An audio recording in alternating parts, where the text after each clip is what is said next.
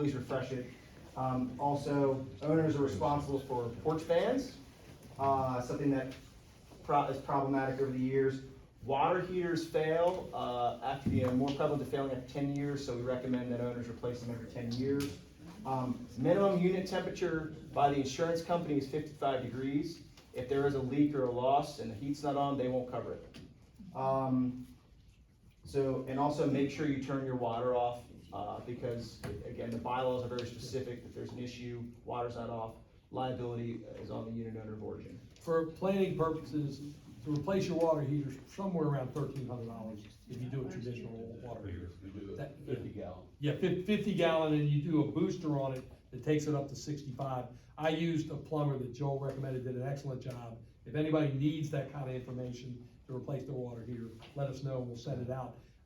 Don't wait till the last minute, because if it busts, it's gonna ruin your carpeting, it's gonna ruin your unit, huh? It costs you a lot more. It'll cost you a ton more. And it'll go down to the other room. If you're upstairs, and you're responsible for that. The life of those is probably 15 years. And so if it was installed at the outset of this project was built in 2007. So if you've got the original water heater, you ought to replace it. I recommend it highly. I would counter just to say that if this is your primary home, I would say 15 years. But because they're not used as much, people think, oh, they're gonna last longer. They actually don't. Sediment builds up at the bottom and rusts them out. So 10 years is what most insurance companies will recommend. And then for the purposes of your HVAC, we were just talking about it today. We think you're probably talking to replace that, because we're coming up on that time period as well, about $10,000.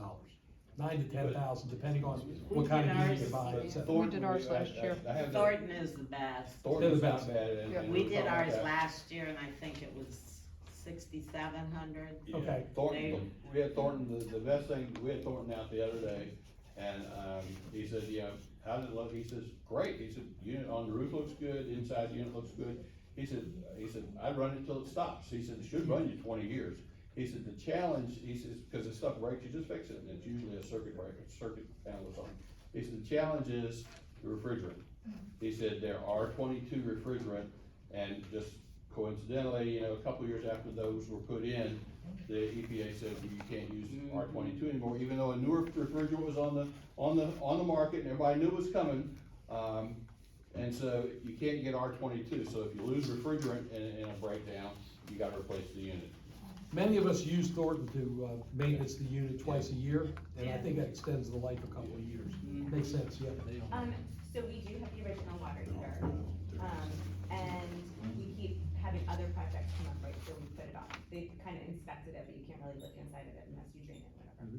So my question is, if we wanna just say, let's, now we're reheating the, pun intended, the discussion to replace the water heater, would Adam be able to let them in? And With the like, owner's if permission we're only. not here, yeah, Yes. okay. Sure. So we can just schedule it and he can do Sure. that. Yeah, and I don't, the water heater, the original water heaters are 80 gallon. And, and if you go to 50, an 80 gallon now is classified as a commercial unit, and you're gonna pay $1,000 more for it. They're free, It won't fit in the closet. Yeah, well, I found one that would, I found a ream that would, but yeah, it's gonna be a lot. it's like more. $2,800. Yeah, so. That's what he quoted me, $2,800 for an 80 gallon. So you're gonna have less capacity, but.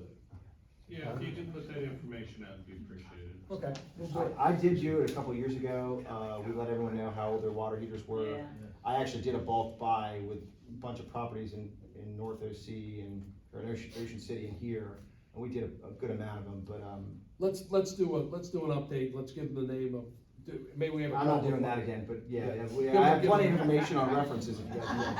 We'll give you the names of the plumbers and you guys can make. I lost years of my life. Yes. So two things, Thornton, they said they have to bring a crane to do your, Yes. the rooftop unit. Yes. So there's a certain scale of savings, and I have 2 units, if I did both of them the same day. But if owners decide to do it on, say, a certain day in the off-season, if you schedule multiples, there's a possibility that, you could share the cost of the crane, it would be spread out. Yeah, the most they're gonna be able to do in one day is 4 or 5, they can't. Yeah, but I'm just saying, if you If- do it, if like that groups much. of people do it, Like it was, cause everybody's gonna pay for a crane, Sure. and you don't wanna pay for. Sure, I mean, if you can team up, Yeah, two or team up. three, Maybe that use makes the sense. Facebook page to see if somebody else. is Or gonna Thornton do can it. probably, you know, if they know a group are doing it, you know, Yeah. they could probably coordinate that. Crane rental is $1,000. And so the second thing is the Renai thing, like the tankless? So For us, gas, not or, you know, again, there's two, tankless options. I tell this to a lot of people everywhere.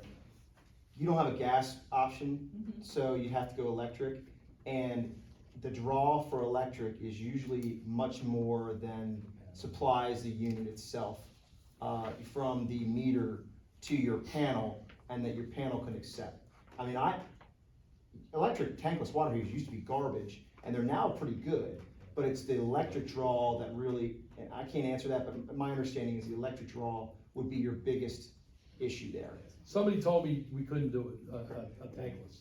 I did Yeah, one at a different house, and I you think need Elvie one told me that Yeah. a while back. Yeah, somebody told me, one of the plumbers, cause we talked to a couple plumbers, said you couldn't do it tankless because of the electrical issues, but I don't know, Well, I don't know that for a electrician fact. told me that at one point, but I just wanted to confirm. I doubt you can do it without going through great expense. Yeah, okay, cool. Okay, sewer. Sewer treatment plant. Let's talk sewer. Let me give you the macro very briefly, so it help you understand what's going on with the micro. In macro terms, on Eastern Shore, Virginia, there was no central sewer except in a handful of small towns. And most of those small towns were facing sewer plants, and Chickadee was not one of those, because it hadn't had any central sewer. But most of those plants were failing and needed significant upgrades, or none of the towns could afford it. There's an entity that serves southeastern Virginia and the entire Norfolk, Virginia Beach, Chesapeake, Portsmouth, Hampton, Newport News, that whole area. There's an entity called Hampton Roads Sanitation District Commission, HRSD for short. They're doing cutting edge stuff. They're actually injecting clean, treated water, sewage water. It's not sewage anymore, but clean water back into the ground to replace groundwater that's withdrawn and it's helping deal with subsidence down there. So their territory was expanded to include the Eastern Shore by the General Assembly. The first project they took on was in part of Northampton and Lower Accomack, and they developed a plan for it, and essentially what they did is they built a force main along the old railroad tracks. You come down that way, along 13, it connects the town of Nassauwaks with Onancock. They built a force main. Onancock's plant was salvageable, so they took that over, they spent a ton of money on it, and and the little towns are now building collection systems, to tie in, or upgrading collection systems, tying it, mostly using the federal, pandemic money. Cape Charles, being Cape Charles, they're weird, sold theirs to a private company, they're gonna regret it. Up here in northern Accomack, there is a study going on by HRSD on how best to provide services to northern Accomack. What's envisioned, I think, based on my discussions with the legislators from this area and some others, is that they're looking long-term at a plant, a large sewer treatment plant on the mainland. And at some point, we were probably looking at Chincoteague pumping its sewage from here across the marsh to the plant over there. We have pump stations and all, but that's probably the bigger plant. And that'll help explain some things that we'll talk about here. So, Chincoteague, we have our plant at Sunset Bay, which is, we all know, Sunset Bay Utilities LLC, which is the Burbage's, the developer owns the plant. There are actually two plants there, a big one and a little one. The little one does not operate, hasn't operated in years. The big one operates and it needs significant upgrades, and it's loud and everything else. Yeah. In addition, there are two outfalls for water coming back out of there. One is in the corner by 202 stack there. And, Yes. and the other one is back in the corner of the marina on the other way. You see the pipe with at low tide there. That one is not used. However, it's got a permit, and this is all about permits, how much permit you have from the State Department of Environmental Quality discharge permit. The total permitted discharge is 37,000 gallons. $37.5, I think, a day. And so the town the town would like to get the permits, they don't care about the plant, so, because they know that they need additional sewer. And our plant at Sunset Bay serves not only us, but it serves Don's Restaurant, Bill's Restaurant, and Does it serve the hotel? Three hotels, I think, along Main Street. And together and now Key West Cottages. And together they max out the plant during the summer. This summer when Key West Cottages came on, they were having to go in there and pump, what they call pump and haul. To get and essentially go in there with a tanker truck, pump sewage out and haul it off to be treated on the mainland, every day. And so the Burbages were looking to dump the plant. It needs, like I said, it needs a lot of work. And I guess they don't be in the sewer business anymore, which is probably a wise decision. And they never, and the maintenance was provided by another company. You see the ESS trucks over there all the time. There were 4 there yesterday at one time. And so, faced with those big costs, they said, we'll give it to you. They told the town and said, we'll give it to you. This was 2 years ago. The town first said, we don't want it. And so then the town started entering into discussions with HRSD, which brings more importantly, the deep pockets, the expertise and everything else to the table. HRSD said, let's talk. And the Burbages also said, well, we want to be able to give it to you because we want a tax write-off. And so, long story short, a lot of machinations, a lot of lawyers involved. The Burbages did deed it to the town. I think earlier this year it went to effect. The town has also entered into an agreement with HRSD to turn the plant over to HRSD no later than December 31st of this year. That's going to happen. Everything's happening in progress there. When that happens, HRSD is gonna do some immediate upgrades to the current plant. And in the meantime, they are designing a replacement plant. The replacement plant is going to be probably a little about, they're gonna tear down, their current plan is to tear down the little plant it's not used, and build the replacement plant in that site. There was another piece to this too. The land's in front of the plant. Now, if you remember, think about this, you got the Coast Guard tennis court / basketball court there, and then you've got our trailer parking lot. The town the town has approached us about acquiring the trailer lot. Now, we've cut a deal on that, I'll go back into that in a minute. They're also working on a deal with Coast Guard. Now, because it's the feds, the Coast Guard can't sell them the land or transfer the land permanently without an act of Congress. However, there is a construction licensing process that the Coast Guard can use, which will allow them, the HRSD, to use the land during this period when they're building the new thing and on an ongoing basis until they can actually get transferred. So they're gonna be using both of those lots for the construction of the new project. When the new plant's finished, they will tear down the large plant. In addition, they will, they don't like the idea of the outfalls running under our parking lot and under our condos. They wanna build a new outfall that runs directly from the plant to the channel, and it would run near the fence, along the fence line there, from the plant to the channel on the waterfront lot.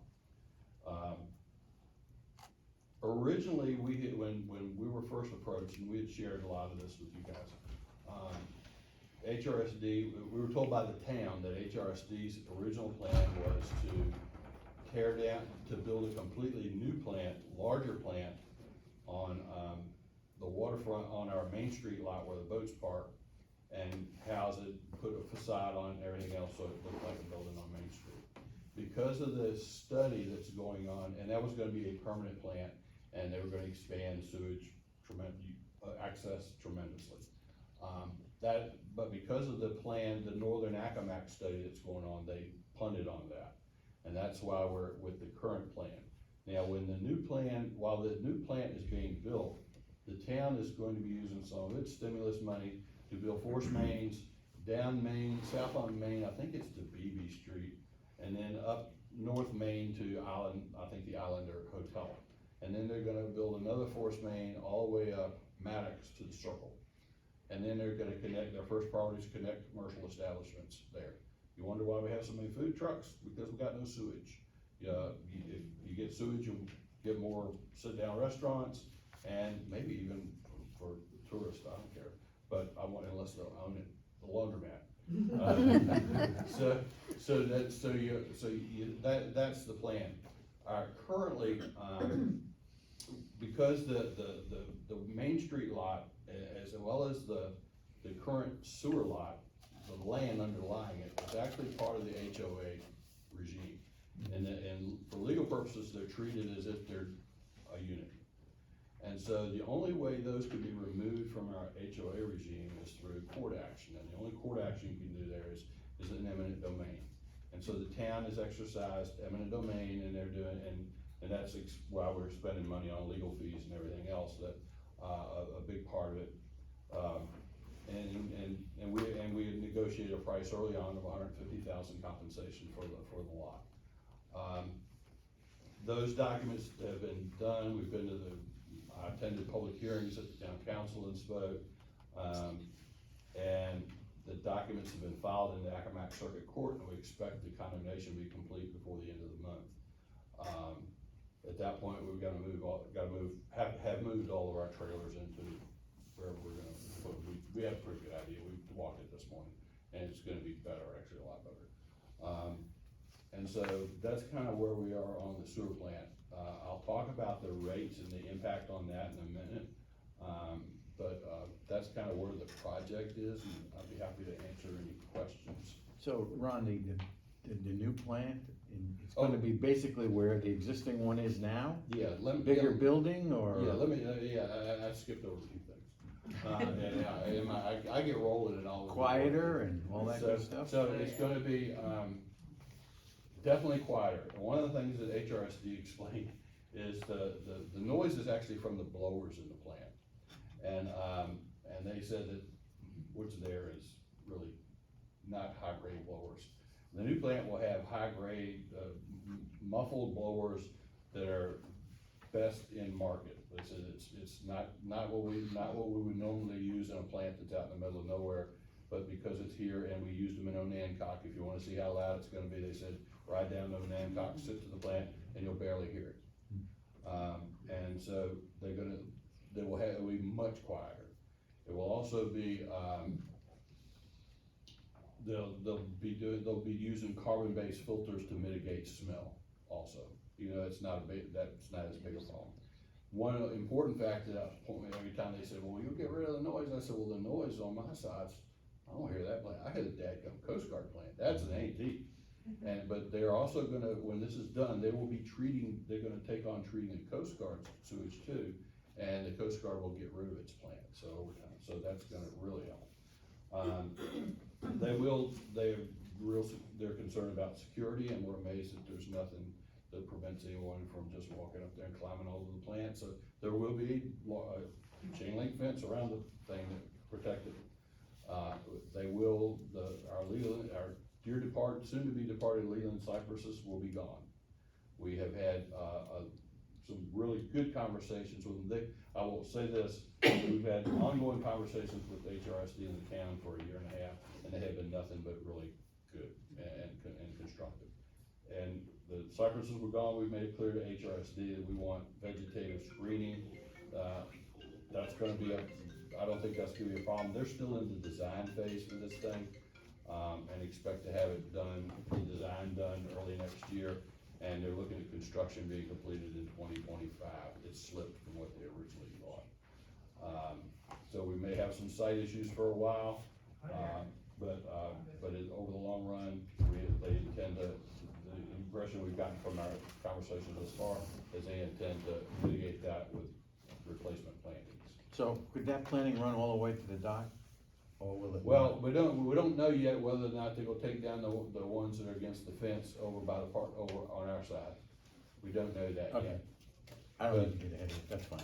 Yeah, so, and plus they'll have to, but it's kinda in flux, truthfully. We asked for permission to replant, and they said that probably wouldn't be a problem. Yeah, so, yeah. Tom. Brian, when you talk about, running a sewage main all the way up to the circle and all the way up to the hotel on North Main, would the plan be that that starts feeding into this new system? Yeah, or into because the new system, eventual yeah, because the new on that? system is not using its fully permitted capacity. And, yeah, they would all feed into the new system. Do you know what the outfall of the new system is? The outfall new system will be the one that comes across the waterfront lot. Mhm. And I don't know, it's. You know how much it can handle? It can't handle more than 37.5. 37.5. And, one of the things now that they're going to do modeling with DEQ is, whether or not the outfall will simply cut through the bulk. They said unlikely that it'll just be a cut through the bulkhead and water falls out like it does something now. They're determining whether or not, how far they have to put it out into the channel underneath, but they said you get real good mixing there because of the current, so they probably won't have to put it out deep in the channel and anything else, so you probably won't see the outfall at all. Do we own the property under the current plant, or is that part of Burbage's? They own it, but it's part of the condominium regime, like a unit. But as a result of the eminent domain, it will now be owned by the town. Who's transferring it to HRS good. So the Burbridges, they just own the plant itself, they don't own the property? No, they own they own the land, just like you own your condo unit, Oh, they own. they own, that's a condo unit. That's part of the HOA. Yeah, Yeah, not anymore though. We do this, it's gonna continue to protect and hopefully improve the value of our condo. Absolutely. Oh, yeah. It's pretty scary times in the onset when, they're like, we're done. Yeah. And I There was mean, nothing that would have prevented them from saying, shutting the plant down and walking away. There was no law, no regulation that said, we're done. cause they have a dummy LLC, that's, it's like, what are you And gonna change? I think I mentioned to you last year that we'd have to step up, we'd have to refurbish the plant, we'd have to operate it, which we're not qualified. You know, it's a godsend that this has all come together, and it's really good news. My question is, if I owned the Island Hotel or Key West Cottages or one of those restaurants that's gonna start feeding off of Main Street, what skin in the game do all those business owners have that are gonna have a long-term financial benefit? Because we've sold our lot Right. for $150,000, and we've let this happen. Well, they could have done it anyway. I mean, they could have. Well, But most of them already hooked up to it. The answer to the question is, it's now owned by Naps the town. group that's gonna be essentially new, because Key West and all of them are on it now. But essentially, the town could have come and taken this by eminent domain anyway. Yes. I mean, That's the Having answer. them pay user fees helps lower the end cost. Yeah. The more people that share in it. yeah, in addition, the town's using, like I said, it's pandemic money to run the force main, and I think they're probably gonna use it to pay for the hookups for the connections. So in your opinion, if we're gonna speculate on buying some properties on Main Street, which one should we? Some of those empty lots on Maddox, on Maddox, where the food trucks are sitting. New sit-down restaurant. And if we go buy something on Maddox, the laundromat. He likes cash. We've Like a had the cash lights register. on for 14 years now. That's the cash cow, right? That's what my wife said this morning, they're never open. Well, it'll be like the The last guy, close that somebody had a stone on the counter, nobody. it'll be the guy, like the guy breaking. It hasn't changed. It used to be open, they shut it down sometime between, it used to be open, but it's been years. Okay, anything else on the sewer? Thank you. Mike, developer issues? So, there are a couple developer issues. One is the empty lot that faces the water. Based upon our legal analysis through our legal beagles, that's one of the reasons why the fees were expensive, between that and the eminent domain proceeding. We've been advised that that lot is owned by the HOA, and I've looked at it legally, and I agree with it. Basically, I'm not gonna get into too much detail in terms of the legalities, but that lot was part of the HOA, kinda like the sewer was part of the HOA. If you remember, we sold the one commercial property that was part of the HOA. And there's a time period in Virginia within which you have to remove property from an HOA like ours. Otherwise, it remains the property of the HOA. So that way, and I think Virginia passed that law so that developers wouldn't keep the property in the HOA indefinitely. So our developer here had that lot and could have taken it out if it removed it from the HOA. I believe it's within 7 years, and it didn't do that. As a result, the lot became the property of the HOA and is now, in my opinion and our condominium council's opinion, the property of the HOA. The developer contends that's a bunch of hoo-ha. and you would expect that. They contend that, yeah, the law says that, but they actually took the steps after the fact to try to have the property placed into the name of one of their Including entities. recording it in the deed. They actually recorded it in the land records, okay? So, we've got a dispute with the developer. And, as part of the eminent domain proceedings, all the paperwork indicates nothing herein waives our rights to the lot, nothing herein waives their rights to the lot. Because we weren't gonna get a resolution of the eminent domain if we had to fight that as well. So, we're coming into next year, and once the eminent domain proceeding is concluded, we're gonna hit that issue head on. One of our concerns is we don't wanna spend a whole bunch of legal fees doing this, because we really don't have the money to do it. So, we're gonna try to entertain some settlement discussions through our lawyer, our condo lawyer, with the developer's lawyer, in an effort to try to resolve the following. There are a number of slips that are part of the HOA, okay, that the developer still owns. The ones along the water, okay? Technically, the developer is required to pay slip fees for those slips, and has been required for a number of years. And of course, they paid zero. Now, they'll contend that's not the case. Yeah, go ahead. He owns them within the HOA, but he does not cannot get a deed to them because they're over state-owned bottom land. Yeah, correct. A number of issues, I think you understand with your slip. Parts of these slips are in navigable waters, and you can't get a deed to them. And it's a real problem, it's a real issue. So, we probably have a half a dozen or 10 slips that are, if you look at them, the pilings are there and they look like they're slips, that can never be deeded. So, what we wanna try to do with the developer is to use those slip fees that are due, okay, we think legally due, as leverage to try to settle up with him on the lot.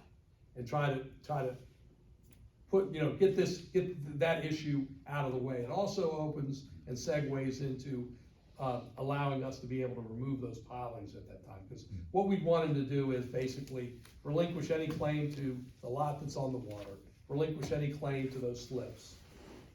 And as a result of all that, we would basically relinquish any right to collect slip fees, and they're significant. They're close to 6 figures. Okay, so, and we'll see where that goes. Vicky, do you know that lot today could probably sell for several $100,000 for the size and the water? Well, I mean, I always look at litigation as the following. I'll litigate if I've got a claim that's worth litigating. But I think he's a dead loser on the lot. I really do. But he's got money, and he could litigate us to kingdom come. And we could spend a couple $100,000. I think he's spiteful, Yeah, honestly. and we could spend a couple $100,000 in legal fees. And at the end of the day, yeah, we get the lot, but you just said the lot's worth 300, we spent 200 to get it. Why don't you tell them we'll throw in like 1,400 rusted joy standards? Well, and one faulty, beam and whatever. Look, I mean, at the end of the day, he don't wanna spend legal fees either, so He we'll doesn't see. want a clouded title either. He doesn't want clouded title, he doesn't wanna spend legal fees, and he wants out of Sunset Bay.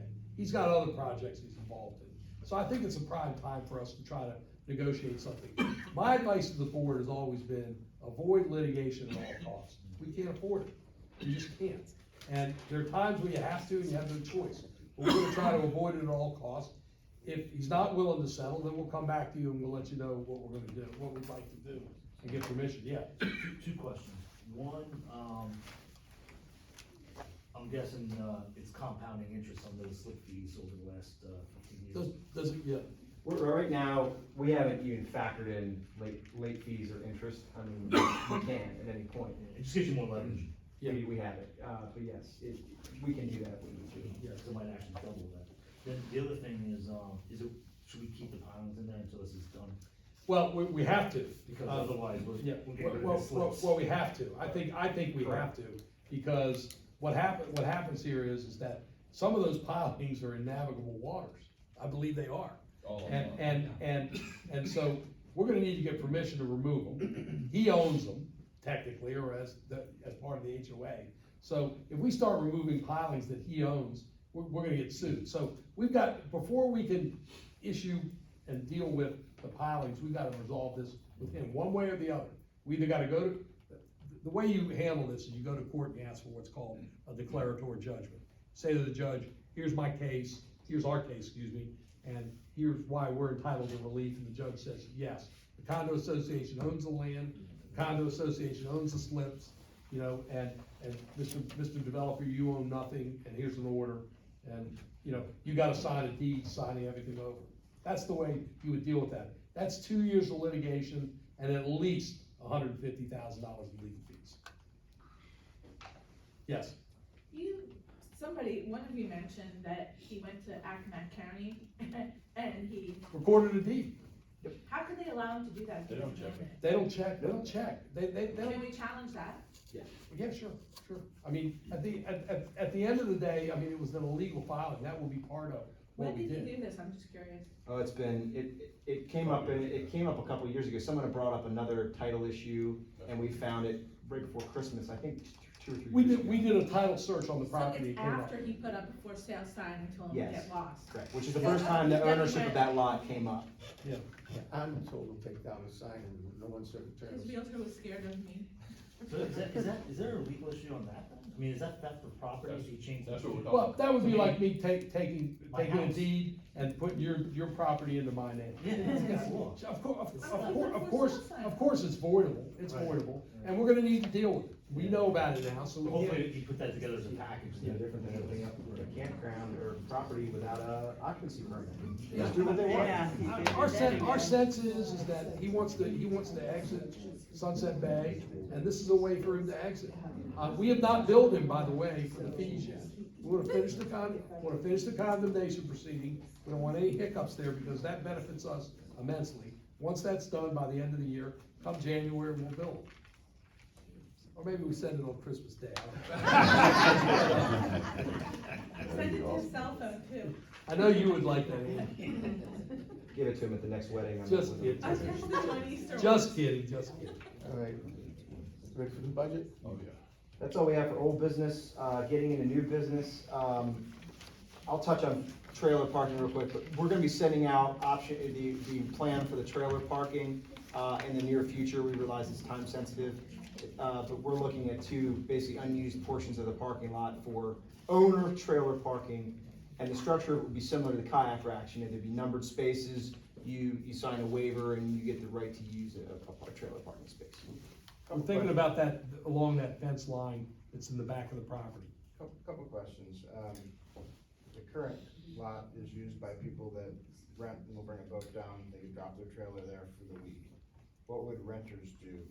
I'm not aware of renters being able to use it. It's always been an owner, I mean, I'm sure some would, but it's an owner-only, item. Okay. I have to And tell that will you, be the case here. Now- Owners only. My second question is, I thought in the bylaws it stated that it was temporary storage only, which I'm guilty of leaving mine there way too long. No, it's actually in the rules, not the bylaws, so we can change the rules as needed. But do we wanna change the rules and have a bunch of trailers in our parking lot? Or like, I've just kept mine off island for the last few years, it cost me a few bucks, and it's on a site for everybody.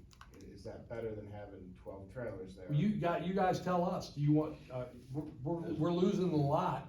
Well, I Can was you gonna say- issue decals to the owners so the trailers are readily Right, that's, noticeable? yeah, we definitely, we and talked about that tell- this morning, is the definite need to make sure. it's- There'll basically be an assigned, say there's 10 spaces, there'll be 1 through 10.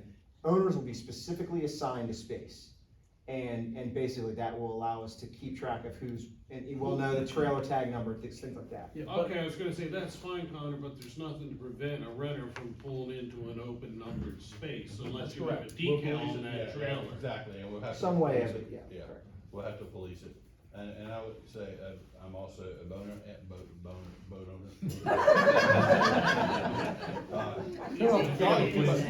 Diane's back there, she's embarrassed, she doesn't know this man, she doesn't know this man. I leave mine over there, because there's times during the year I need to pull it out, and I don't have any place to keep it at home, keep the trailer at home. And we talked about a lot of alternatives this morning, but as we said, it's an unused part of the parking lot.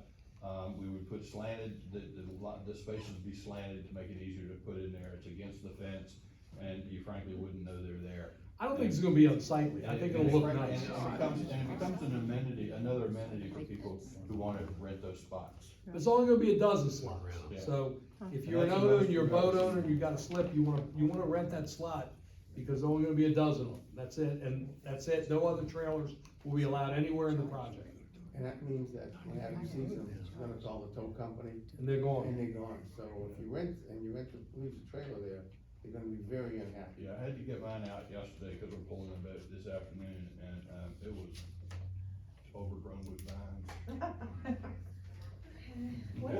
I think if owners are paying for the Somebody's building out their they unit, should be they're able to leave their refurbishing their unit. trailers there. So we allowed them to put a storage box there while they were refurbishing. But that's. It'll be that's gone, what it'll you're be talking gone in about, a the couple. trailers Yeah, going? yeah, they'll go right there, right there. First come, first served. I hear what the lady just said. Yeah, I did, and I was gonna wait till folks finish talking. I've talked to some, you make a good point, and we won't say it again, sorry. I'm just saying, if you're gonna assign slips to owners, then they should be able to leave their trailers there. That's, for owners, yes, that's what we're planning on doing. Yeah, yes, that's Unlimited, exactly. I mean, like over this, Well, cause yeah, like that- before I thought you were only supposed to leave them like a week. Right, yeah, and that's what we were talking about, and, as Tom said, he thought it was in the bylaws, it's temporary, it says temporary, I think, in the rules, and we can change that. But yeah, if we do it like the board's talking about, it would be an amenity that an owner has, that if you have a slip and you have a boat and you wanna keep your boat trailer in that spot, you can keep Keep it your there. boat trailer. But we'll treat it like the kayak, cause not everyone's gonna take advantage of it, so no sense everyone paying for it, so you pay an annual fee for that. Okay. Yeah, we were thinking $200 for the year. Yeah, We don't have a trailer or a boat. can't leave the boat there, Not in the boat. I heard that. Yeah, that's No. what I was wondering, okay. Go ahead. We have a slip, no boat, no trailer, but what I'm wondering about this is how would it be if you've got 12 slips or 12 spots and that the demand exceeds the number of spots? How is that going to be managed in a way so Sure. that someone doesn't have Fair question. one spot until the end of time? Fair question. We've been watching that, this has been under discussion for a while. So we've been watching the number of trailers that go in that lot, and it's never exceeded a dozen. Usually it's around 10, usually it's only four, anywhere between 4 and 6, yeah. If it becomes a problem, then we'll have to deal with it then, but we've never seen it get beyond a dozen. Fortunately for us, we have a huge parking lot, much of which doesn't get used. So, and they've diminished the number of spaces we need to have from a zoning standpoint. That's a good thing for us. And in So we've got talking- lots of options. And in talking to renters who bring boats, most of them would prefer to leave their trailer down at the, Curtis Merritt Harbor anyway. Exactly. Because they just wanna tie, that's what they wanna tie up here, but then they just like, it's better, everything's better down there, frankly. The gasoline's down there and everything else. I mean, think about it, we have no boat ramp. Yeah. You know, at our place, so it's not very convenient, yes. Curious, how much do they charge at the Curtis Merritt for the renters to do that? Cause I'll be honest, I think some renters do Yeah. use it, but they're in and out, they're very few and far between. Curtis Merritt, you just, for any of the town's ramps, and this includes Curtis Merritt, you have to have a permit from the town, but it's a one-time fee, and you use it as many times as you want. They don't require a parking fee. They do have, they rent slips down there too, and they have a waiting list for. And they can park their trailers there for no fee, wow. So how much is the town permit fee? Is it I don't know. anything? You don't know? I think it's like $25. Yeah, it's not much. Oh, okay. So your renters could go do that and then do that. Yes. Yeah, because people who bring boats over usually have been here before and know what they want. They're gonna wanna be next to a boat ramp, Well, they so, want a shorter time out to the deeper water. yep. They wanna get out in the ocean quicker, and, Exactly. you know, it saves them 3 miles going down the channel. Any other questions? We'll move on to the budget. Well, I have a question. Is there a possibility to have a couple of spots for renters? I prefer not. I wouldn't do it. The problem with doing a couple of spots for renters is you're gonna end up with a war. Yeah. Cause you got 40 renters. Yeah. And, I mean, it's just, it's better just to say, only owners, and just leave it at that, and, you know, and once again, most of the boaters are gonna wanna go to down to Curtis Current, because of the boat ramp. You just tell the rental companies to tell the boaters, that's where you keep your trailer. Exactly. Just communicate to the rental companies that that's the rule. Okay, I've been renting my place since 2010. I think maybe one person with a boat a year. I don't think it's that common a thing, except maybe during 4th of July. That's when you have a war. Definitely Pony Swim Week, that's probably a bigger war. I mean, most of the year, it's not like renters gonna be fighting over spots. No, I was wondering when we were renting. I agree ours, with you. How many renters actually brought boats, so I They put a don't. $50 fee on it just to find out. One. Out of 20 or 30 renters a year, 40 renters a Tends to year, be the I same get guys one with a every- boat. Same people every summer, they Yeah, kind go ahead. of.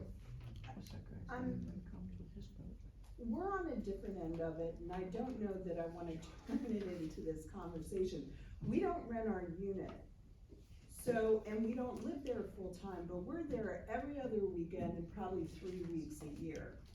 And we do see the volume of trailers that are coming in and out of the lot and that are sitting there. So, part of me is not so keen to have trailer parking at all on the lot, because if folks see it, renters see it, I think they will interpret that. It doesn't matter what signage we have, cause there's signage now and they don't care. But in any event, I just worry that they'll interpret that as an invitation to leave theirs. I'm trying not to just shut the conversation down. I'm just not keen, especially for $25. I mean, part of me is like, you know what, I'll buy 12 licenses for $25 so people can do what, park at Curtis Merritt, you know, and have their trailers. But I just invite, for those of us who are here on a consistent basis, I have concerns. Let me address your concern. It for a needs to second. be enforced. I And was if gonna it's say that. enforced, that'll put an end to it. But then it gets difficult, right? Because then who's to say that I'm an owner and I have my lot and I have my decal and I just don't give it to a renter? Well, I mean, if it becomes a problem, we'll have to readdress it. You know, I mean, if it's a serious problem where, number one, renters are using the spaces it shouldn't be, or as you said, you know, cause in the rules it's gonna say it's not assignable. If you assign it, it's subject to revocation if you do that. So if there's a problem, we'll readdress it, and if it's a problem, we'll have to come back to you, because this is your association, not ours. We'll recommend at that point that we don't have trailers on the lot. And to address, the concern back there, we have not been enforcing the towing of trailers off the parking lot. I think once we tow one or two, and the renter goes back to the agency and says, hey, where's my trailer? That word's gonna get out to all the rental agencies that you park at, Sunset Bay, you will be towed. You're gonna have the rental agents tell the people, do not park there. It just takes one or two. How does that, I saw the signs posted, how's that, like, can any homeowner just call and say, that phone number and say, tow this trailer? No. No, it has to be one of us. It has to go Cause there's a through phone number up there. Yeah, we That's the key. We have to post it so people can call and get back. Yeah, that's something, so they can go get their car back. But we, you know, look, I mean, these are people, and we're trying not to be Gestapos, you know, and take people's cars, et cetera. So we've been very good-hearted about it, but some people are taking advantage of it, and next year you may see a trailer or a car or two towed.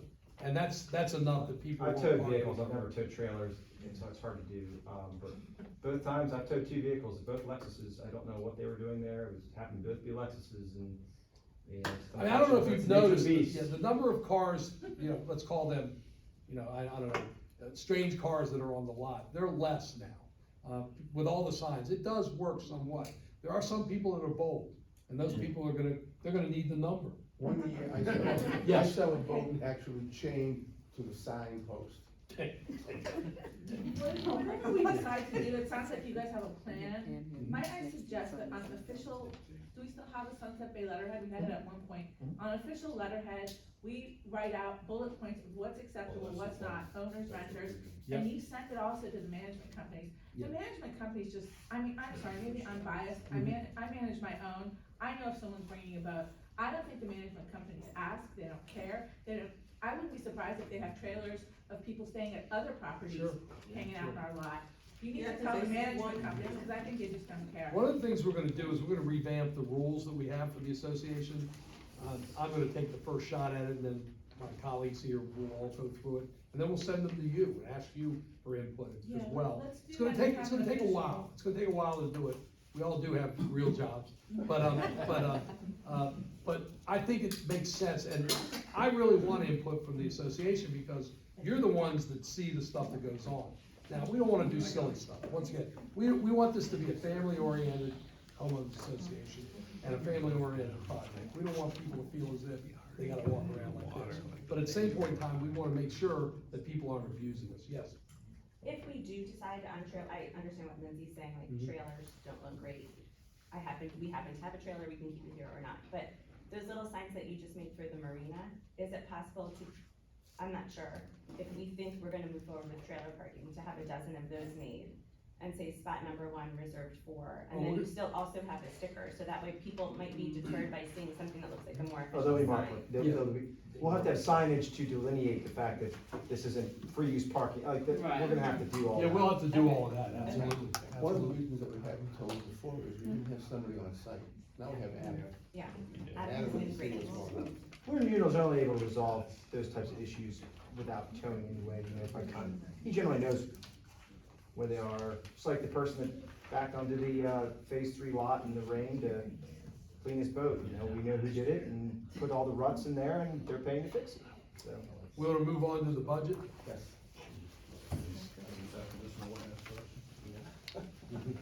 Alright, I'm gonna work from the slides that I put together. And I'm not gonna read every word on every slide, so, And a little quick story, one of our clients at our firm used to be SAS Institute, which SAS is a privately owned software company based in Cary, North Carolina. And the guy that owns it is named Jim Goodnight. He started out as a professor of agricultural statistics at NC State and designed a software package to analyze crop yields and turned it into a $1 billion company. Goodnight once said that anybody who must rely on PowerPoint has no power and cannot make a point. He's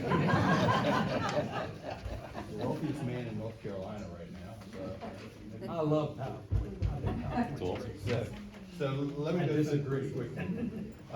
We have the budget driver increases are the primarily long-term capital needs outlined in the reserve study, as well as for the condo reserve, for the loan repayments, and external costs on the operating side, and I'll touch on those in a minute. The long-term reserve study, Connor's provided everybody a copy of it. It estimates the future cost for repair replacement of all the major fixed items in the development. We're supposed to have one by Virginia law done every 5 years. Prior to this one, the last one was done was 2011, and it was done by the developer. And it recommended that we set aside, go from $30,000 a year to $60,000 a year. Obviously, nowhere near enough then. More importantly, it didn't include all the capital items that the HOA is responsible for. It didn't include the windows, for example, in that 2011 study. So this is actually the first true reserve study we've had done. And it was done by a firm out of Salisbury, and you'll see up there their recommendation, which is lifted word for word out of the report. They recommend we set $300,000 aside each year in reserve. That's a combination of reserves between the condo reserve and the marina reserve, the aggregate of the two. Okay, going to the next slide on page 3 at the top. Currently, we're putting, the condo reserve assessment is $600 quarterly or $2,400 annually. And, we're recommending an increase that you see there. I'll come back to the increase in a minute. I'll pull all this together at the end. Then you'll see the current, currently we're collecting 39,000 quarterly, and annually we're collecting for the condo reserve $156,000, far short of the 300,000 recommended by the study. The study recommended, that we raise it to what's shown there. So the shortfall, and this is the number, this is the nut here, between what we're currently collecting and the recommendations, $144,000 a year. Now, going to the next slide, you'll see, based on and this part's dynamic, based on the end of September balance sheet, the reserve balance was $327,000 roughly, well, $328,000. We made the final payment on the windows out of the reserve, and that's was about $100,000. So as you saw on the balance sheet earlier, we're about $100,000 less than that right now. We're about close to $300,000 actually in the reserve right now. Right now, we had the window project was included a combination, as I said earlier, of a $750,000 loan. It's a fixed interest rate loan at 6%, and because it's a commercial loan, it's not like our home loans at home that run for 15, 30 years. It's a 60-month note, and right now we're paying interest only until early next year, and I'll go into that. February. February. And so the interest only payment is $14,000 a month. And so when you add those additions to our reserve balance, including $150,000 we're gonna get from the town for the lot, and then the additional payment that we made out of it, which the projected year-end reserve balance, it was $502. If you take out the payment we made for the windows, thank you, Mike, we're about closer to $400,000 going into the new year in the reserves. And that assumes, that asterisk is important, no further expenditures or payments. And we've touched on several of those. So the window reserve, the loan, the balance was $750, the monthly only was $477 for interest only. Once we began paying the full principal and interest in March 24, the monthly payment is $15,207. Now, our current and quarterly, that comes to that's $45,600 a quarter in loan payment. So if you go down to the slide on page 8, the lower slide, you're seeing that we're only collecting $39,000 in a quarter. So we got a little shortfall there on just to make the loan payment of $26,000. So if we didn't put another dime into reserves for future needs, we would still have to cover that shortfall in the loan payment. And then over the back of the loan, you'll see the total shortfall there. All right, going on to page 10. As we've noted all along, you've seen with the balances, we talked earlier about the things that we know are gonna go on the reserves, and as well as there are some things that are identified in the reserve study. We know that we're gonna have to replace the phase 1 roof probably within somewhere 3 to 5 years. We also looked at whether, why don't we just do a paper project? It's not fiscally responsible. It actually could result in higher cost, because you wind up stacking projects, and so we decided that we'd use the determinations based in the reserve study for how we would do this, and to get to the $300,000. We also discussed whether to do it in one fell swoop, one big bite, or make it multiple bites over several years. Because the loan note takes up so much, we decided we need to build up cash in the reserve as soon as possible, and you've seen some of the reasons why. so we're gonna spread out this assessment increase for the condo reserve over 2 years, and I'll get into some more details on that in a minute. The marina reserve, you see the balance there, we're collecting about almost 17,000 quarterly in assessments. The dredge cost was 100,000, but obviously we know now that's likely to go up. And so, and we also identified some other things in the reserve study that will need to be done. So we flip over to, page 12 at the top. Same basic approach. We've decided that we do need to meet the needs identified in the reserve study, and now, and the dredge is one of the things identified in the reserve study. We needed to increase the assessment for the marina fund, but, we don't anticipate any further increases in the near future. This will be the one for the time being. For the marina fund. For the marina fund.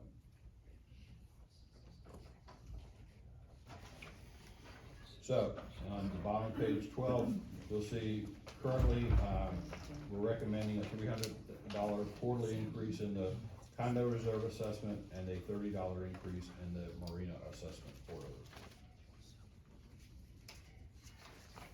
Okay, on the HOA dues, on the next page, slide 13. As we've explained, they're spent for ongoing expenses, but we've got a handful of things that are external that are driving this. Our property insurance is going up by $22,000, we expect.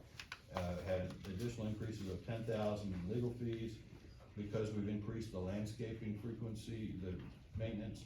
We're increased there of $6,000. Trying to prolong the roof replacement as much as we can, additional expenses on the roof. Routine contractor repairs and then on-site services from the management company, essentially, Adam, some increased costs there, and then the increase in the master flood insurance. And those items account for most of the increase in the HOA dues and why we have to increase the HOA dues. And again, they've been flat, and most of those are out of our control. If the insurance stays flat next year and all these other costs stay flat, we wouldn't anticipate any increase, but it's not something, if the insurance company comes back and says, oh, you can double, we're kind of screwed, truthfully, I'm gonna use a French term. But the insurance, I see a dollar figure. What percentage increase were we hit with our insurance, you know? Last year, I budgeted 15%, not including flood. I think we were up around 22%. Okay, so we were under by 7% or something? No, we were over. Over. No, I mean, Not a we terrible under number. budgeted. We under budgeted slightly, yeah. It wasn't terrible. I mean, again, I've been hit with, if we get a claim, just FYI, if we get a claim on our master policy right now, we can expect our insurance to go 75% to 100% in 1 year. I've had that, but for here, it was managed. We haven't had the claims history. You know, a lot of the stuff that we've done, like the windows, we presented to the insurance company, we mitigated the best we could. I thought the state, when we put our claim, they told us that the state of Virginia didn't allow it for 3 years. If you have a claim, you can't raise, they won't They raise said the it for insurance 3 companies years. can't raise. I mean, if you're normally, master policy, your loss run lasts 3 years. So that's all that they can penalize you for.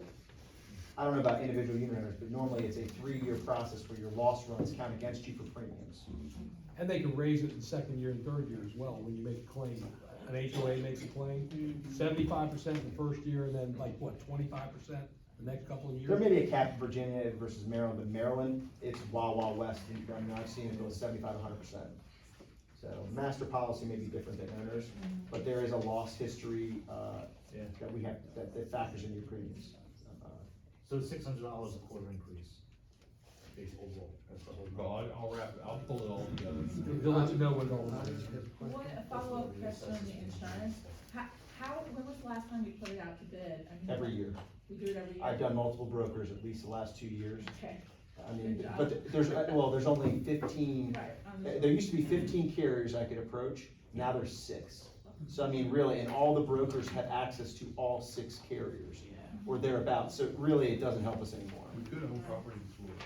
Question, from 201.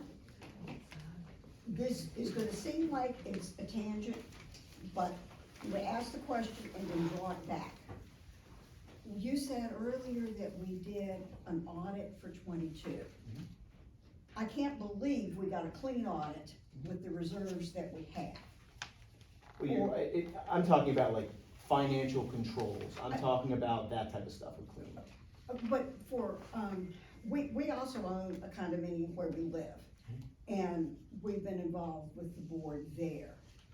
In past, whenever we've had a financial audit, they've always come back with recommendations on what we should have in the capital reserve. We have been woefully underfunded for years. If the association were to decide we wanted to build up the reserves to where they should be, we wouldn't be seeing this increase, we'd probably be seeing twice the increase. More.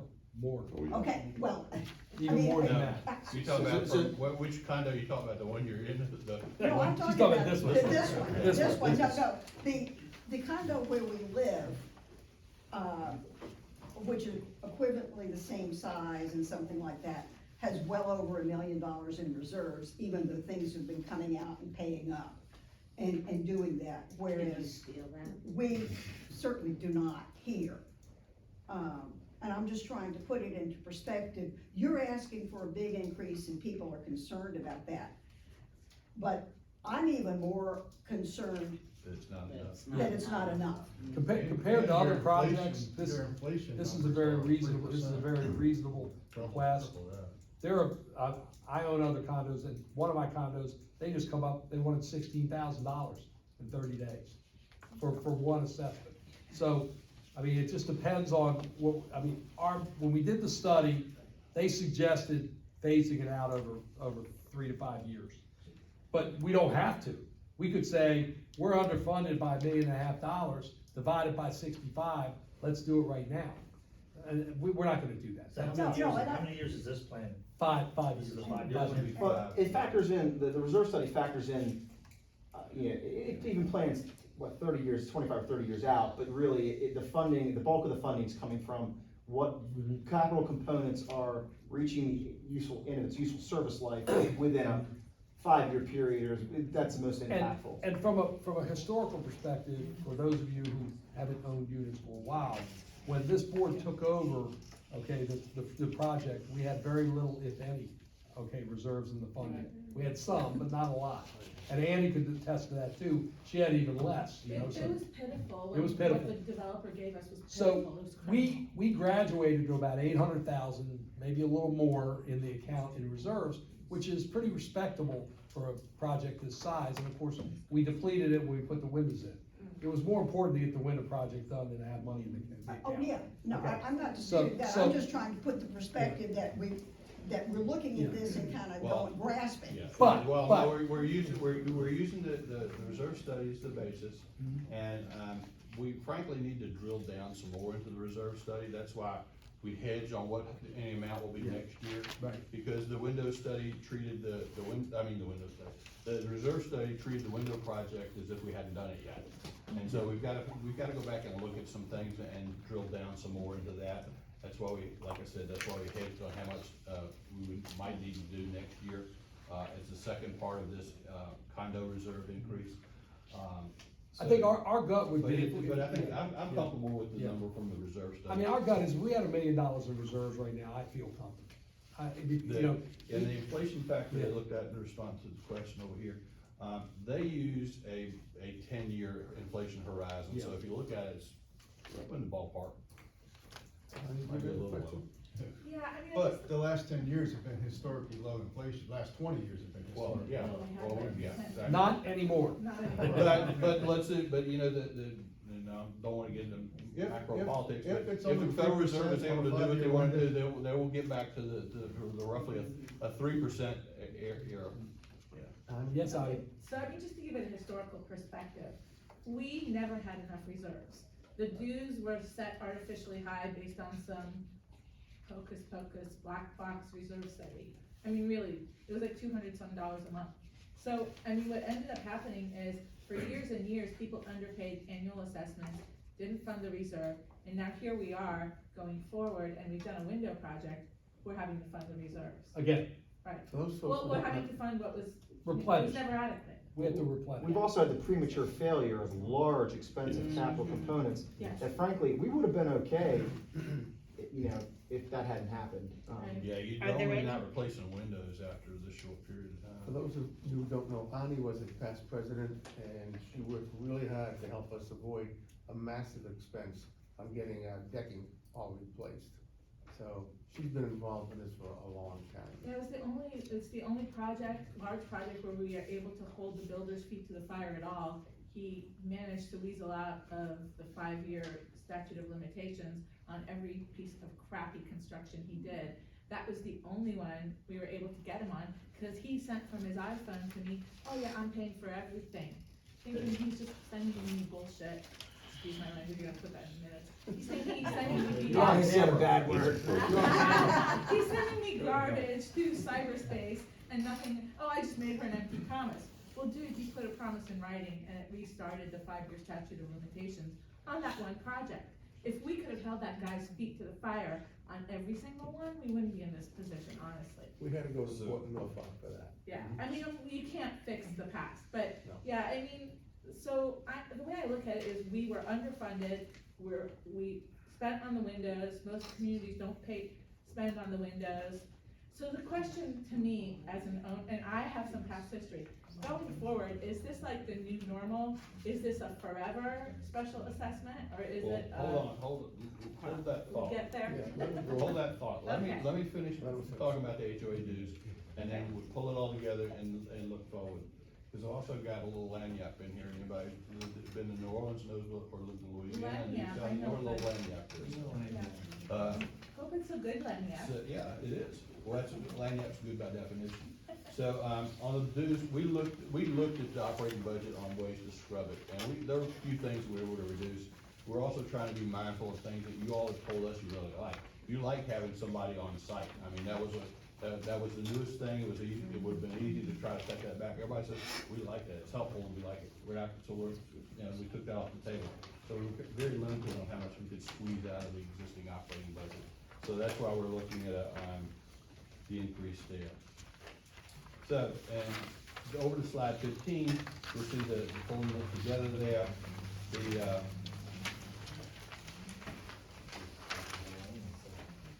all fees, when you put it all together, quarterly, it'd be a $555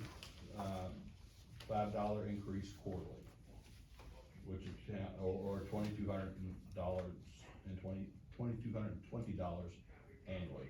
If you don't have a boat slip, you can reduce it by the number shown there. So for simplicity purposes, each homeowner will be paying quarterly $2,655, if you have a slip, It's a $550 increase.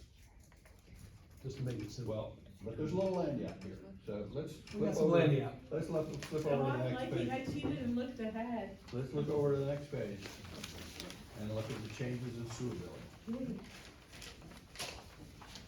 Currently, each of us pays a flat rate to Sunset Bay Utilities LLC of $950, $237.25 quarterly, for sewer service. The total amount collected by the developer for that is almost $62,000 annually. This will change when this HRSD takes over, and we will enter into a master billing like we currently have for water. If you don't realize now, I know everyone knows you don't pay a water bill. That bill comes on, there's a master meter for all the water coming into the condo, into the whole place. And, the town reads that every month, and we get a bill quarterly, and the HOA pays it. So when we go to sewer, our new sewer bill will be based on water usage, just like it is in most every municipality.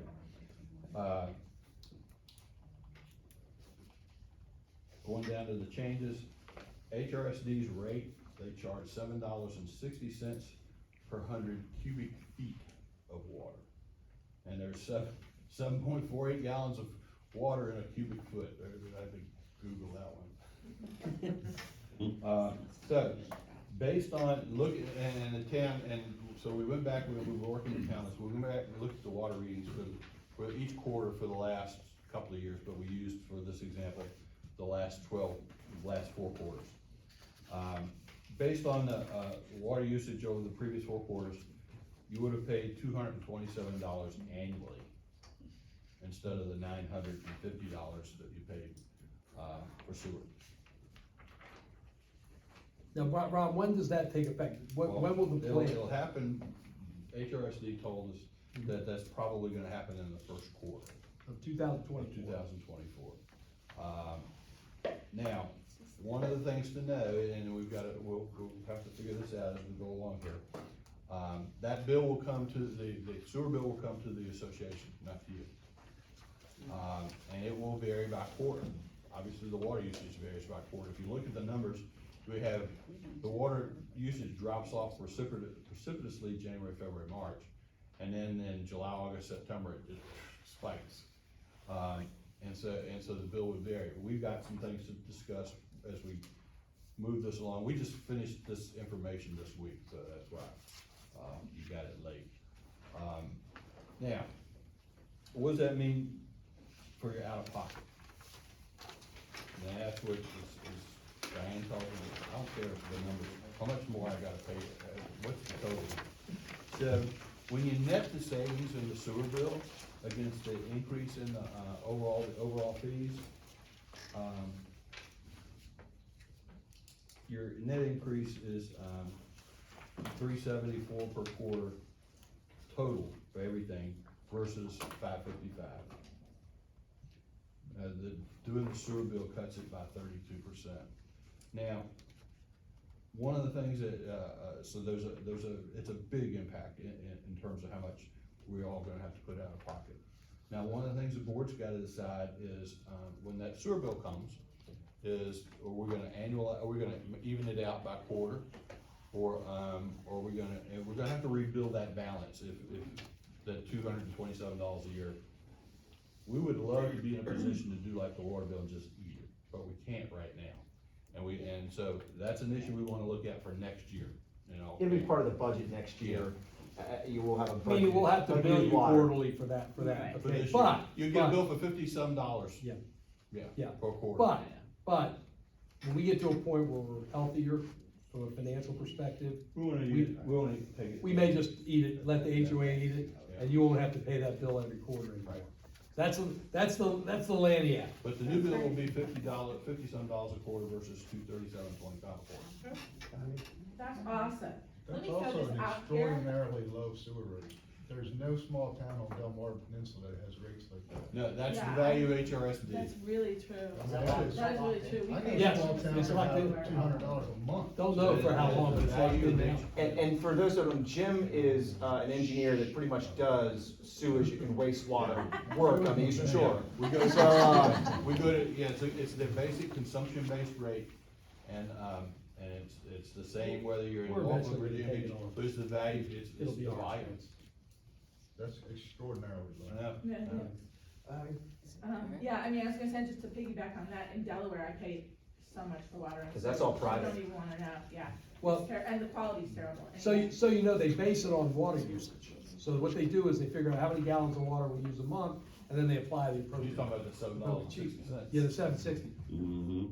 When we did the And I had them test, verify my numbers. yeah, right, when we did the test, we actually found out we've been using a lot more water than they've been billing us for in the past. And they're not gonna rebill us, but it actually, our water bill went up $5,000. Yeah, apparently there was an issue, and the meter was reading correctly, but the software that takes for 4-inch meters, didn't convert the number correctly. And so, and it's, talking to Mike Colbert, who's the town manager, Mike said, fortunately for us, talking about the town, it's only a handful of 4-inch meters in the town. And he said, but yeah, it's by a factor of, it's under reading it by a factor of 10.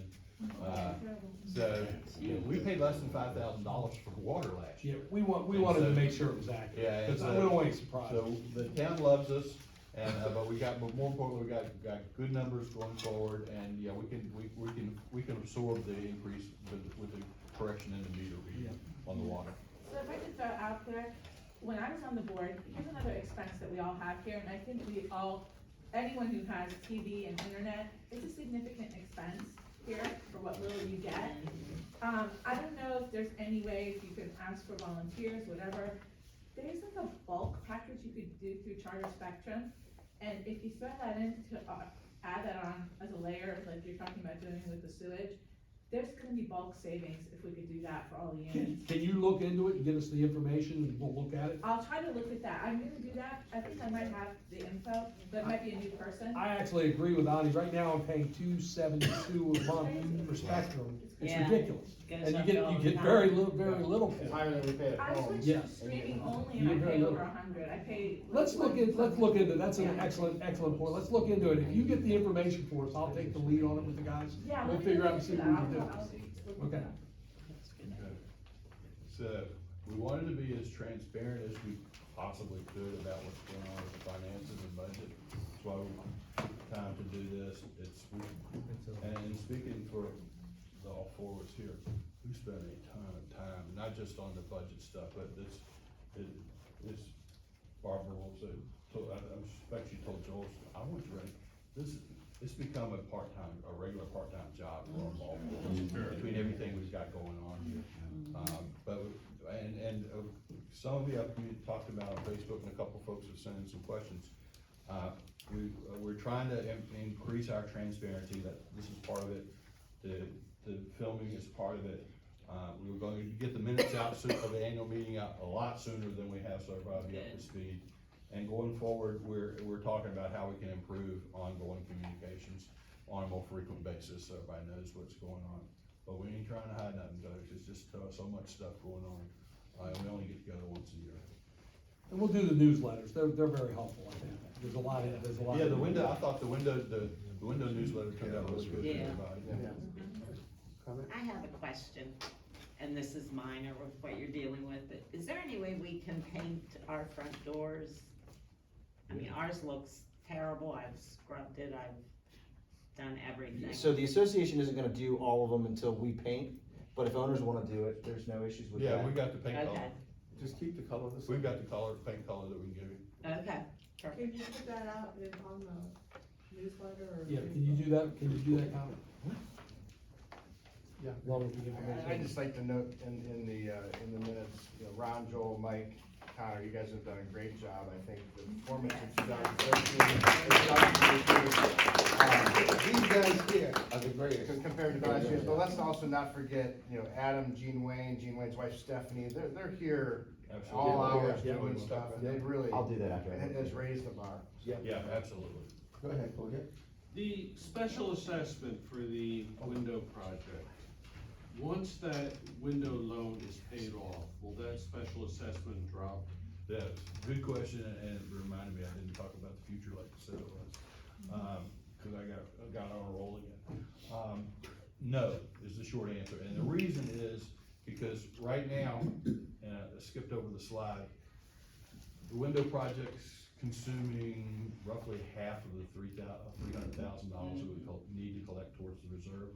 And so when that goes away, we'll actually be putting $300,000 in the reserve. Right now, even with the increase, only half of it's gonna go towards future projects, the other half is staying towards the. Well, then theoretically, in 5 years, our increase shouldn't be Should that be much. simply inflationary, yeah. The reserve study recommends that at 5 years, we increase the reserve by contribution by $33,000. Total. But you gotta look at the asterisk that was next to all those numbers. Yeah. We talked about earlier about this rain escape system, that's not, that calculation's not in any of those numbers. Yeah. You know, the roof is, okay, that's fine. How about I tell you, just in generalities, what we're gonna expect in the next 5 years, we've planned on, the rain escape system notwithstanding, we did, again, we have some money budgeted for miscellaneous repairs, and then we've got, the phase one roof has been towards the end of its useful service life for a very long time. We've been able to, we're in the last 5 years of it being, before it needs to be replaced, so we know that. Obviously, that's a big roof, a lot bigger than the other side. Phase two roof is a better quality roof and doesn't have the same issues. So but phase roof is gonna be in the next 10 years too. there are elevator components that do wear out that need to be handled on, that none of that's cheap. Let's see, but the roof. look like you have an active Pokemon. That's not on my list.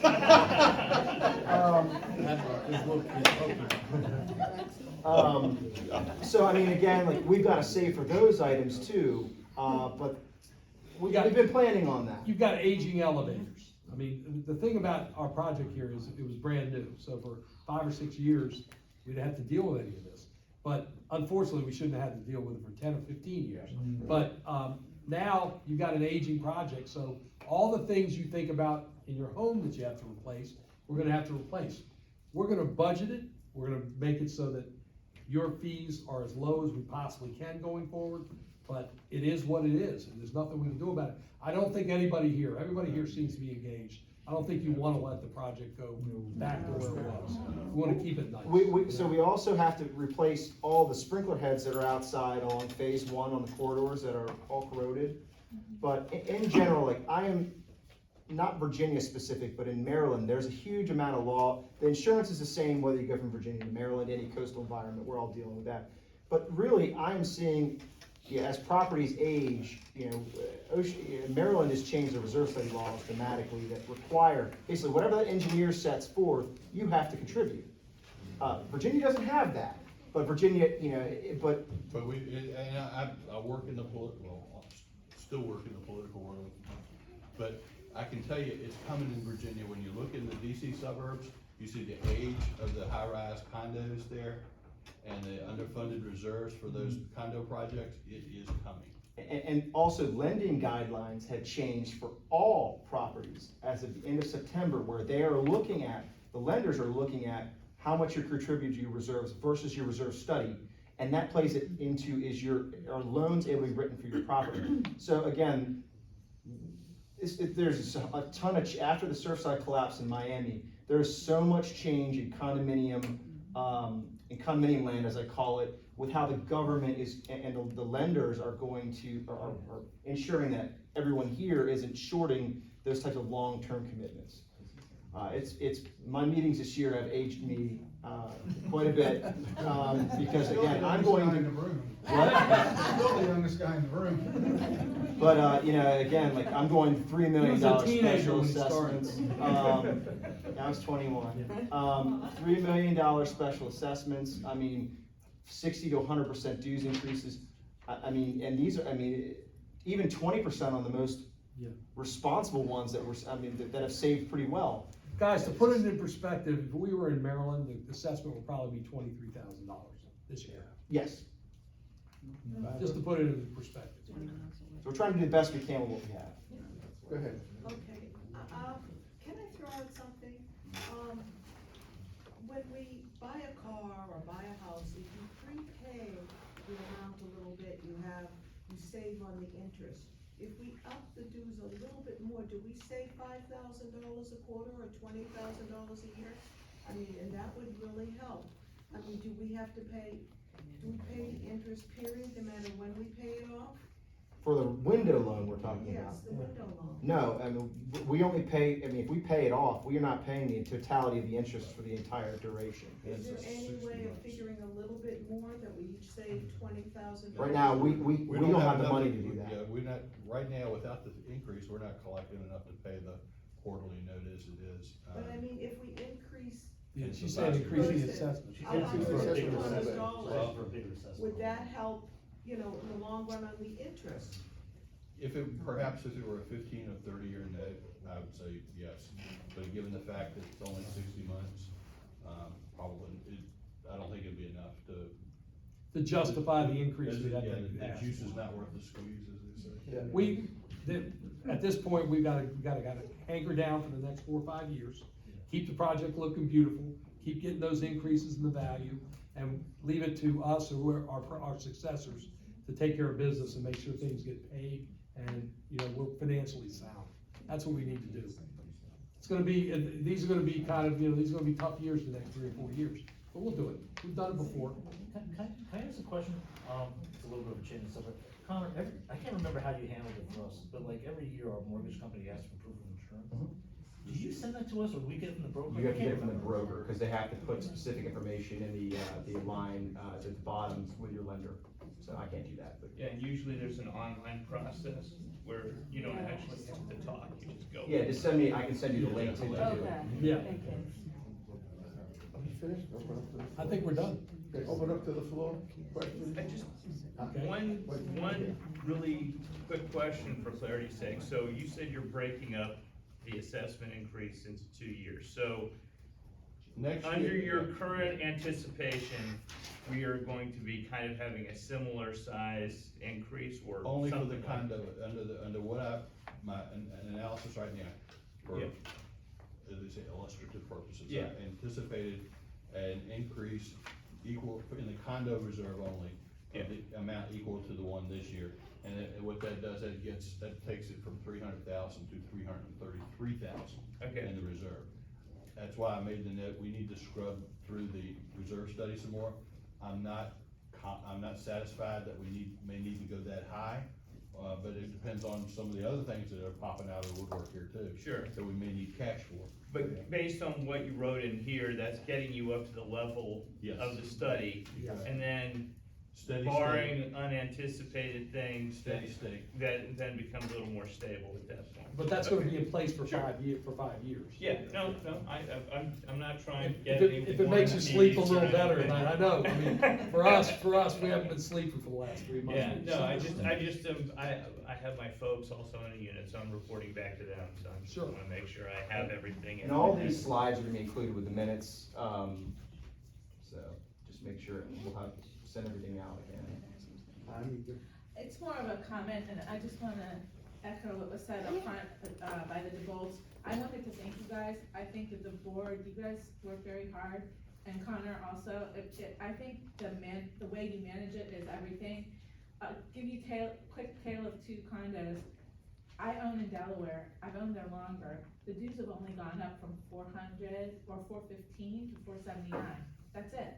No special assessments, nothing. We started out with $1 million reserve. Let me tell you, the amount of infighting that is going on in that community is horrible. And so kudos to you guys. We have little. We have more expenses. The builder didn't leave us with loads of money, boatloads of money like Toll Brothers did. Given all that we had less, it speaks even more to how it's being handled. I just wanted to thank you. Yeah. We wanna thank you for all being involved in helping us. Well, I think the It's a owners group here have effort. been extremely reasonable, new, old. I mean, when I see the fighting in Delaware, I told people off, I'm like, just stop it. I'm like, you have no idea what large assessments are, just stop. One last thing on my end, I had a couple owners ask me about, they wanna do something maybe for Adam for Christmas, not a, requirement by any means, but I'm gonna send everyone out an email, and what I'll do is, I certainly take care of them on my own end, the association does give them a little something, but if you guys wanna do so, again, not required, I'll let you know how to do that, and what I normally do is just collect it, and I'll do a card with everyone who contributed, and give it to him at Christmas time. So, again, not a requirement, but I'll handle that for everybody. Go ahead. Joe, I make a motion that we adjourn. Wait a second. Who do we contact for the cracks in the new siding? There's new cracks in the siding? Yeah. Okay, just let me know, you should send me some pictures in an email and I'll see what we can do to correct it. Are they around the windows? No. Okay. No. Yeah. Is it a crack or is it peeling paint? Looks like cracks to me. Oh, boy. Just take some pictures, shoot me an email and I can have it addressed. We've got replacement boards, we can fix that. Yeah, I've got extras. All right. Is there Access, anything- you're, first floor? Yeah. Okay, so it's easy, access is sometimes the hard part, but yeah. No, it's right on the Yeah, ground. perfect. It's right in Yeah. front of You Send me some pictures and I'll have it addressed. Is there anything, the yellow paint has faded like to almost white. Is there any kind of warranty or anything with? Unfortunately, no, we will have to, that'll have to be one of the maintenance items we'll have to deal with. We It's did the just green, weird, you saw how it because- was fading really bad. Yeah. And now the yellow's fading, hopefully the pink doesn't go next. We did talk about that this morning when we were walking around looking at stuff, and I said, well, let's just paint it another color. Oh, no, we can't do that. It's so beautiful, I mean, come on, guys, you know. So I'm fine with adjourning and everything, but if anyone's found a new insurance company, I'd like to talk to them, because I've been in long-term negotiations with PMI, the lady down there, and she was supposed to call me back Yeah, with she an doesn't update, call you. but, So a lot of as owners in this October area. the 12th, we don't have insurance. I contacted BJ's. Yeah, It she's was good. BJ. Yeah, BJ. And I mean, she had me, a quote. It was more expensive, but I figured that, but she had it to me within a couple of hours. Who's this, the company? Yeah, it's BJ, It's Baxter, it's right on. it's on the Facebook, are you on the Facebook page? We'll get on it. Okay. Yeah, I can send it to you. I've got some options as well. Bonnie, send me whatever information you find on Spectrum. I think will. That's something important, we ought to try to On do the some save insurance, some money. I had Associated Insurance, which became NFP, and for the longest time, I had R&T specialty lines. That's what we had. I heard they're canceling people. I kicked them to the curb last year They because they are went up to almost $900 for me. And, I mean, it depends on your coverage level, and I don't have a mortgage and whatnot, but anyway, they put me with Mount Joy, and it was Windsor actually. Mount Joy. So I have Windsor Mount Joy is like I'm saving money at $758 as opposed to the $889 they quoted last year. Is there a second to Bill's But your motion? Is there a second to Bill's homeowner second? is All in favor? Aye. Thank you all. But